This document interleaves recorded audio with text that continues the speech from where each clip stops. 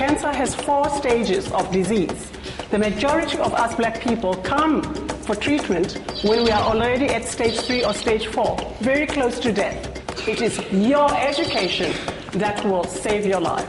To stand up. Molebatsi Pooe-Shongwe of South Africa, Batsi as she likes to be called, is the embodiment of hope and vitality in the face of cancer. She's a vocal breast cancer survivor, which is a rarity in South Africa's black community, where breast disease is a major taboo subject. Today she's speaking to secondary school children, both girls and boys. You can put water or soap. I need you to help me go out there and educate your mothers, your grandmothers, your neighbors. In a country where women often defer their healthcare choices to their husbands, Batsi feels including boys will promote support for women down the road. I was doing a breast self-examination, and it was the first time ever in my life that I had done one. I had this tiny lump. I went and sought medical advice, and I was told, this is a very friendly mobile lump. Don't worry about it. You're young. They told you not to worry. Don't worry. It was cancer. And that's what drives me to talk about the disease, to say to women, know your body, insist on medical treatment. Don't rest until you know for sure. The Johannesburg township of Soweto. It's here Batsi says the stigma of cancer keeps women from getting care that could save their lives. There are lots of socio-cultural, financial issues that mitigate against uneducated black women. Patients sometimes turn down chemotherapy for fear of being shunned by neighbors who mistake the treatment's side effects with AIDS.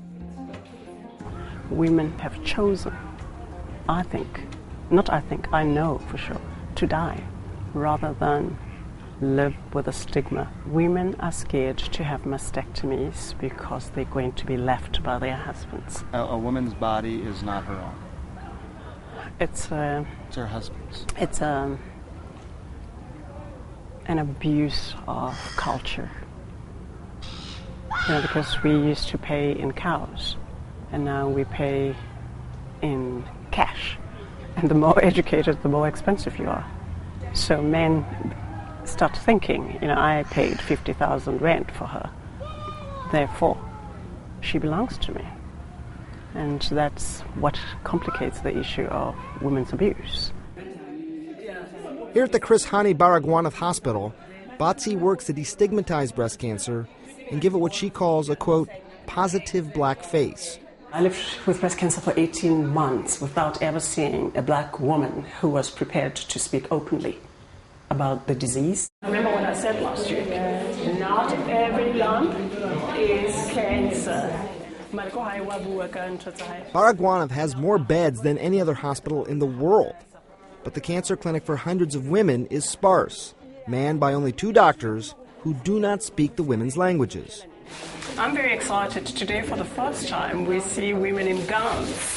These are very basic things. There's no privacy. So we are fighting for big items like machines, but we're also facing very real basic human rights needs, like just the dignity to have your body covered as a patient.